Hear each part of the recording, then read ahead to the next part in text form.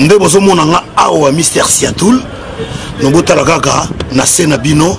Abonnez-vous na beauté image kitoko na elengi. Check. Mesdames, messieurs, chers internautes, amis de beauté image, bonsoir, bonjour, ça dépend de l'heure que vous suivez. Je suis là avec les artistes et musiciens du groupe Victoria et le son des fées King Kester et Menea qui nous a quittés. Et nous savons que les artistes ne meurent jamais, ils demeurent à travers leurs œuvres. Beauté image, le maire de Paris, Madilon Rabi, fait un tour à leur répétition. Et c'est un peu de parler avec ces artistes, que sont-ils devenus et qu'est-ce qu'ils font aujourd'hui. Et ils sont là, ils continuent avec leur discipline, la musique, et je suis là avec mon père là, bonjour. Ouais, ça à tous les gens qui aimeraient moi,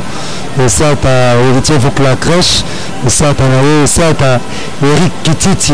Londres, ça à maman d'Etimo qui bon, et ça à Bas de faire la tête tout le monde de Petit David, et ça à M. Dumola, et ça à Lopez de Sam, et ça à PDG Marcel Mouta. Et ça à PDG Marcel Moutamba et l'assurance que font à chocolat. Donc ça à tout le monde où la Bisso Victor le son de même de tout le cérémonie. On est ensemble toujours quoi. Et puis merci beaucoup. Et à côté il y a Moussa qui est là. Ouais, c'est vraiment na bana miki du tout et c'est à ndenge beaucoup de confiance et c'est à ndenge au ndima brut ça là pour organiser toujours comme qui c'est mené parce que tu dois te trahir quelle que soit la difficulté, quelle que soit la bonne tu as toujours on a pour kotombola comme qui c'est mené à quoi. En tout cas merci beaucoup de votre soutien à Bino. Merci de soutenir Bisso, merci de beaucoup de la remarque, ma répétition tout ça là et puis bon. En tout cas, vraiment, on est dit tout le temps de cœur en abino, en tout cas, c'est la voix de CP Sabino. Et on va essayer de passer tout ça, mon patanier, ou à tirer tout ma bonne délit. Et puis, Richard Boula, la RB Connexion Carré Magique Diataba, donc, et puis, si la souka ma puissance amie qui lit, donc, vous avez belé, vous avez d'Arabie sur le conseil, merci beaucoup, vraiment, quoi. Voilà, Fabrice Senteka, le boss américain m'avait dit Rabi reste toujours dans cette lignée-là, évolue très bien. Et ma première question serait, qu'est-ce que vous êtes devenu aujourd'hui? Et après King Kester et Menea. Donc après King Kester et Menea, tout le temps on a des difficultés, Belo Monikaka, celui papa Kofi, Batutu, soit déjà papa Leki, soit déjà Armée à papa, Bengana Beno, Kima Biso Bastozaki et laissé. C'est là qu'il fallait biso monter bunda donc tu bandé ko bunda to bondi nde ba Marcel Mutamba ba non to ko tira bana oto jamais nde pendé ko sala pona ya na biso e menea nde mo peut être continuer ko sala pona bango nde lelo tout ça pour moi na biso toujours résister 3 ans yango menea tika dinamo de tika bana belé par rapport à oui bana belé mais l'orchestre de l'autre monsieur parce que ce qui est bien ça veut dire sans pas exemple la vie dans ça là qui mollet tout ça avec la masse télé et c'est beaucoup là alors ça la vie na biso tana bangola to beta to défendre toujours comme voilà mais orchestre parler na biso les abino de zawana donc na so télé na go beta tour na ye wana na roya wana ndenge mo go gesho na kimi ayaka ayimba na biso to zalaki na ye donc la PCPC tu zalaki na ye to travailler na ye certes que je sta de des facultés azalaki a dire qui vient me dire que non pour na balance la laisse faut na place parler ça donc tu zalaki donc biso to za parler to ça wana parler donc atiki bane belé na orchestre le palais na yenda kunayi donc c'est différent mais ko déjà ko natana lobité ba tutu ba orchestre éviter les sons yango so mo pala mo Moussa Keba mo Tofolo mo Sakuba mo ba Massa tuna ba donc mo ba maman Florence mo ba Finiko mo ba date de frère la tête tout donc il y a petit David maman Florence et Mbadou maman Florence Bandu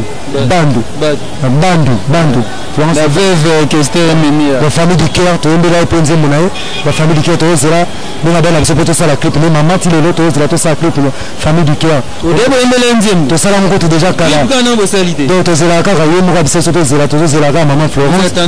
on attendait toujours comme tu t'es dit on attendait bon l'essentiel qu'on avait chanté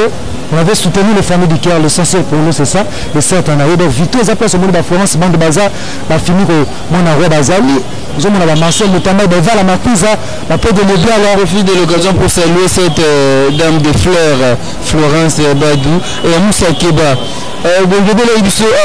si comme match d'entraînement, c'est la match d'entraînement, beaucoup de gens sont là, moi, il m'a cassé, tous les gens sont là, tous les gens qui ont des cas de choses, des matchs d'entraînement. Et ceux qui n'ont pas d'entraînement, on peut bien péter. Ouais, en tout cas, merci pour la question. Moni, question les avis parce que match d'entraînement, tu as match d'entraînement, mais match d'entraînement, tu peux te dire banti joueur parce que c'est un match d'entraînement. Parce que l'entraînement, c'est là, on peut un match gagnant. Mais c'est l'entraînement, pas banti joueur, joueur jaloux. Jaloux parce que on a balle dans le terrain, on a terrain, il y a un ballon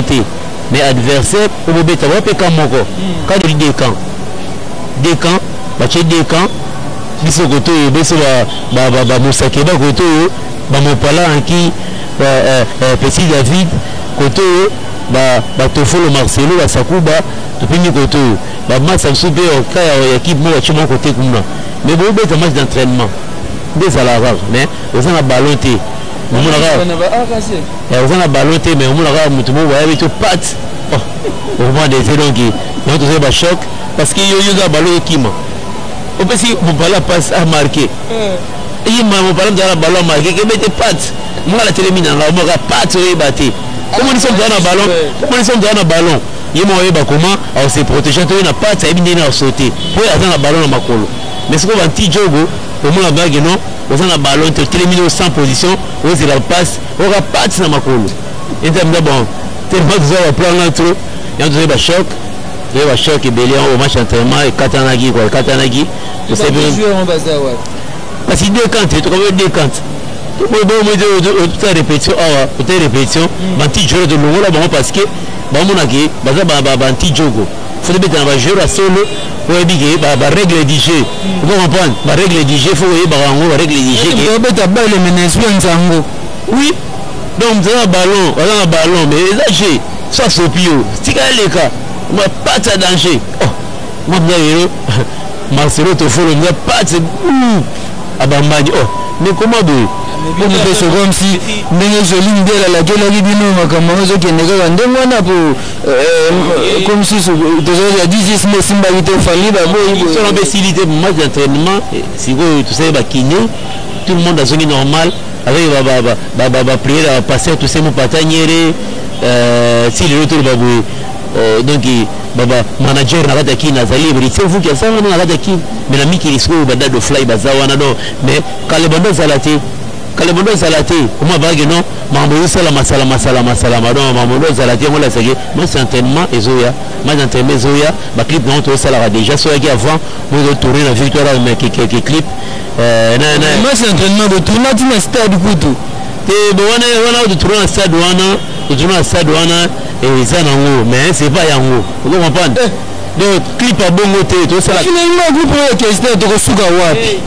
this is me et le gros problème ma wa tirer ma nini allez comme sous match d'entraînement juste comme sous moi match d'entraînement au bimat bon on est ba imbango parce que moi il y a problème zani this is me problème ya ligue no ezali ya baba tu ba jalousie trop tout ça li système il y a Pepe Calé du Lumona na Viano Tsunami Pepe Calé du Lumona Papitex tu es match d'entraînement trois chanteurs so yokango trois chanteurs tu es pas danger tu me avais monsieur les autres les gars moi na choral vous senti que ba te belé choral bon mouvement te so qui choral wana ezali que no ba yemba te mais tu es pas trois chanteurs bon tu es trois chanteurs moi omuli ba on parla bazar to follow bazar moi to follow bazar na tapana kita malongwe ba to ema biso wana Sakuba m'tarrange ban Sakuba zawana m'tasala ba arrangement. Est-ce que vous pensez que besoin nous rêve même mémoire il y a le fait qu'une question est menée à Mopala? Oui, normalement parce que sur déjà mon a fini quoi ça na biso. C'est que c'est pas l'aventure. Sur le dit pendant 3 ans, vous n'avez pas réussi à sortir ne fût-ce qu'une chanson pour honorer mémoire et artiste. Non, pendant 3 ans, au monde on expliquer que donc tu as une attente ça il d'entraînement et tu comment na soka PDG Marcel Mutamba asili ça makambo tout à Toninda, quoi. C'est ici, après, qu'est-ce qui a empêché la sortie? Qu'est-ce qui a empêché la sortie? Parce qu'on avait pris, soi-disant,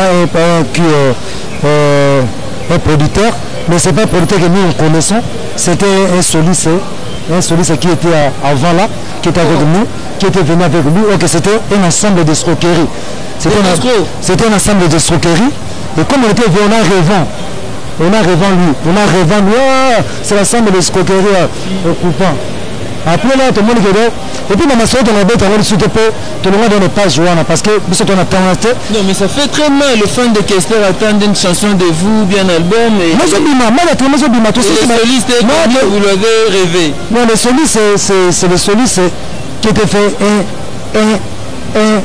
un escroquerie avec cette messieurs-là, producteur, soi-disant producteur. Et puis, on a rêvé. Il est échoué. Moi, déjà, mon tout ce qui, comme tu l'as nouveau, a fini comme moi, on a roi Bengio. Pas tout n'a que pourquoi on n'est pas que ça papa non on est que ça papa non on est que c'est là tu as fini avec des absences de là les hommes ont tout mais on a solo déjà le cas bah c'est la mais c'est les fanfares au bima et puis après mais c'est les fanfares de Ramon avocat du diable bah on a clip mais ça frontière parce que tout ça toujours dans la tournage à clip de biso de ça la boulot on a pas perdre de biso de ça on est boulot donc tout ça sur la temps donc vite le son d'une petite bande à l'autre continuer à gloire à Dieu amen na ba fête wa to go bina victoire déjà na ba fête awa déjà le 19 parce qu'on a arrêté le 19 si on a arrêté déjà le 16 je déjà mais c'est les fanfarons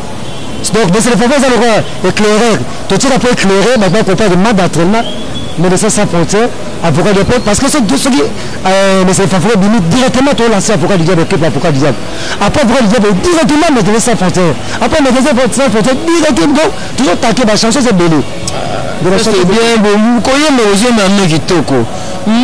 Je pense que Coco Dem va suivre cet extrait de la répétition du groupe de l'orchestre Victoria et l'élection du Faking Kester mené pour faire plaisir à Fabrice Nteka, le boss américain, au millionnaire Pepe qui est l'équipe à Makassi, à Beauté Image, le meilleur de Paris,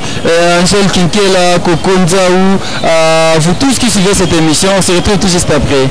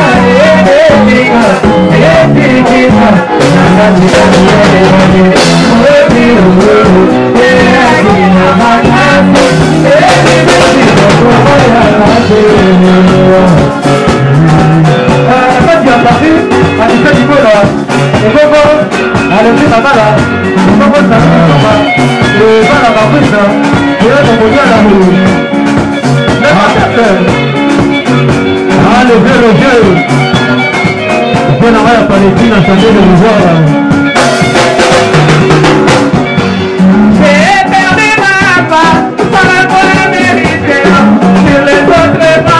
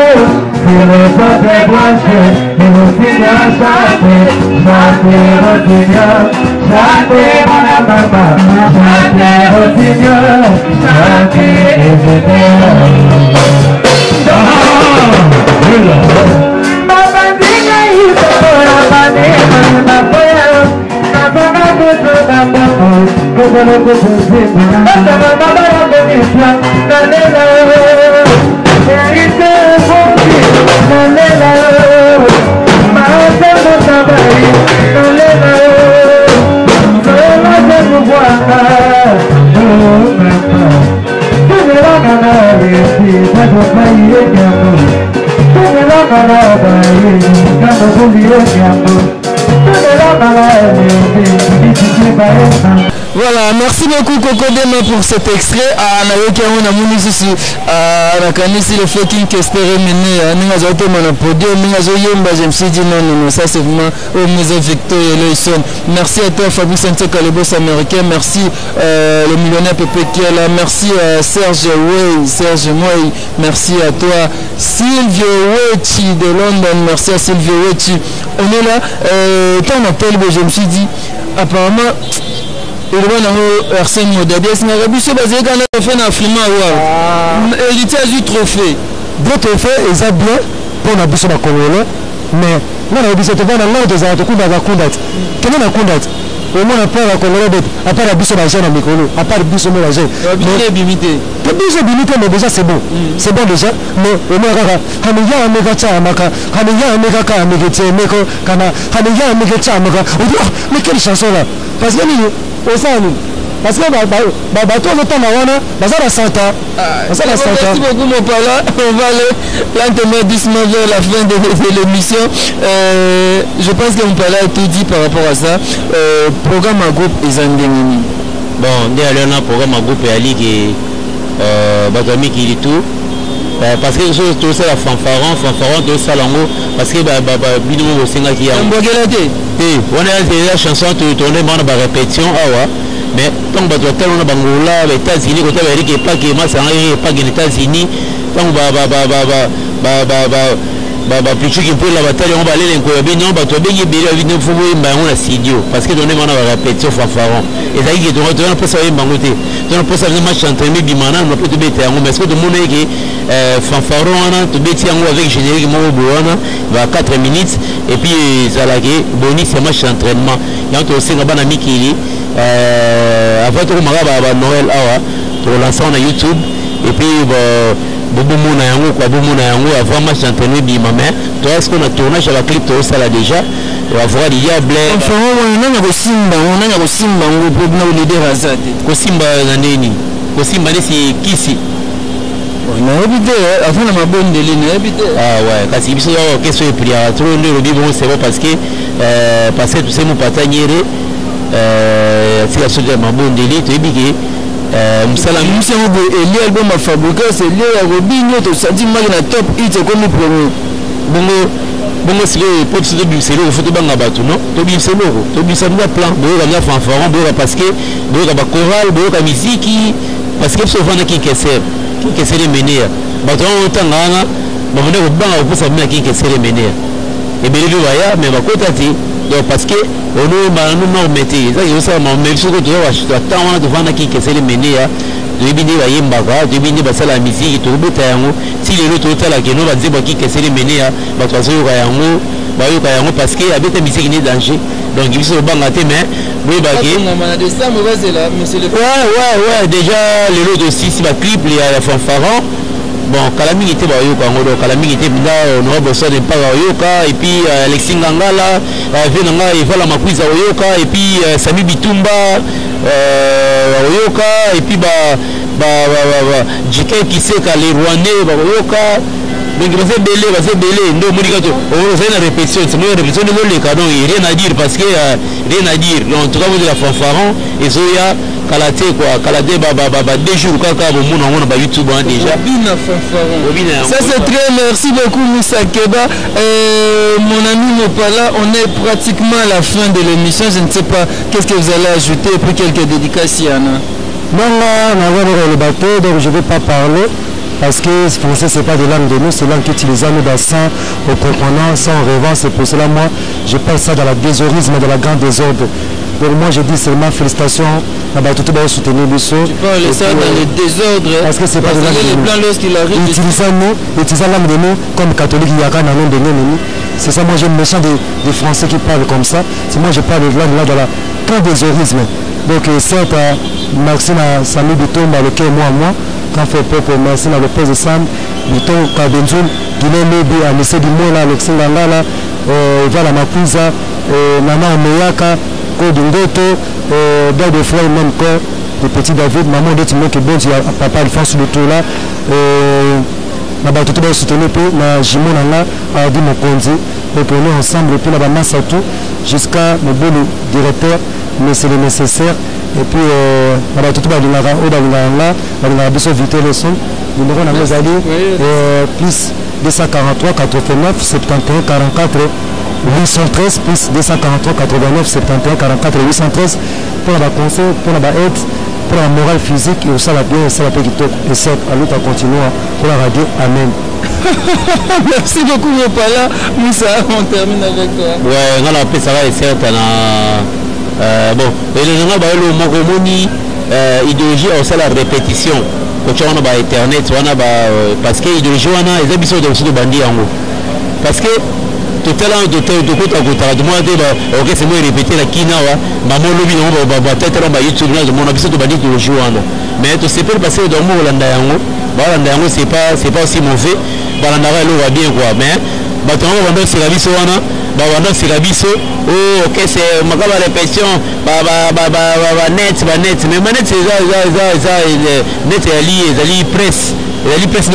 presse partout dans le monde entier la presse on doit répéter si mais toute cette émission tout ça va si parce que depuis ça la biso c'est la biso oh c'est la répétition net c'est mon Hollanda parce que il devait victoire les son team de qui essaie mener bato amona quand le bager mais tout le monde dans le bango que nous avec ça on a raison pour donc c'est ça parce que tout le monde a bato monde dans idéologie donc c'est ça c'est bon déjà des bola dans idéologie merci dans idéologie de Bozolanda on dit que modo de Pesami pour le bas on est à répétition il y a 10 que tous et puis répétition et la mère c'est la mère de la science vous comprenez qui que sert tout là naïe ceux qui répètent toujours raté mais fachara mabe mais qui s'est mené moi ba répétition mais sur répétition raté mais si qui me répétition mais benga mais façon so gasma donc au niveau de le mouvement c'est que répétition mais la science qui yo misé répéter raté yo ba musa bo répéter trop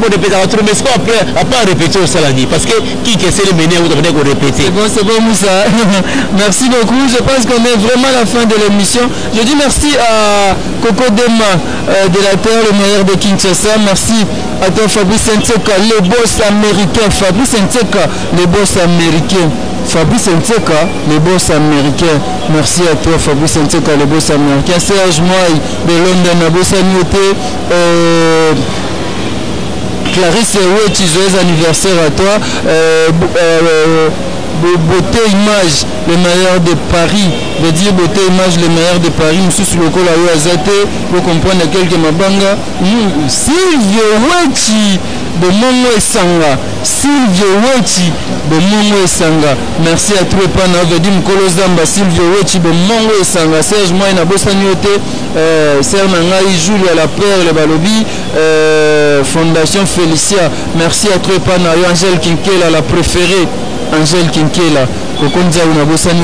c'était la beauté image avec le groupe Victoria et son du Faking Kester et Menea. Merci à Coco Dema qui a réalisé cette émission. On se retrouve très prochainement pour un nouveau numéro. À la prochaine.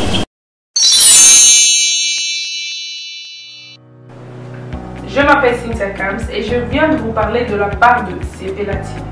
Sepela TV est un décodeur, il y a un mboka partout où vous avez Congolais de la diaspora. Au Somba Sepela TV. Et ça ma chaîne Nia Congo P à Congolais. Que ce soit RTGA, que ce soit RTNC, que ce soit P1 TV, aussi Bundes Images, Genesis, Press Play. Donc ma chaîne est belée, il y a Congolais P à Congo. Parce que belé ma benga biso du nord au sud, de l'est à ouest, ma benga biso besoin sa promotion il y a 115 livres et 6 mois d'abonnement gratuit. Donc vandi, tu dis mais c'est la promotion. Vous savez quoi, tellement de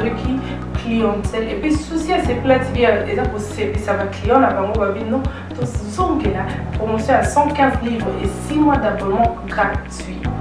Cette fois-ci, juste pour vous dire que donc le stock tout ça est belleté, mais ça va limité, c'est vraiment limité. Vous allez belé beau benga pour consommer décodeur à Sepela TV. Bah maman, et si on a vu nos pays pour filmer, ça sort en ligne là en français et en anglais. Ma film en Nigeria, il y a des Congolais, des Africains, vraiment comme ça, bah papa, tout cas si binopé, tout télébino, chaîne il y a sport na kati donc football 24 heures sur 24. Aussi pour les enfants, bien sûr, tout cas si binopé, on a pensé à vous. Vous avez aussi les chaînes des enfants, que ce soit en anglais et en français, et ça pour la Nakati. Donc toute la famille de partout, n'importe quelle génération, pour la Nakati et aussi gospel, évangile 24 heures sur 7. On va la miniter, beaucoup ça peut miniter, mais contactez-nous dès aujourd'hui, dès maintenant. Quand on est besoin de vous avez un numéro, vous de la biso, pas coordonner la bino, et puis biso peut-être au de la bino, Sepela TV. Donc qu'est-ce qu'on fait? Acheter Sepela TV.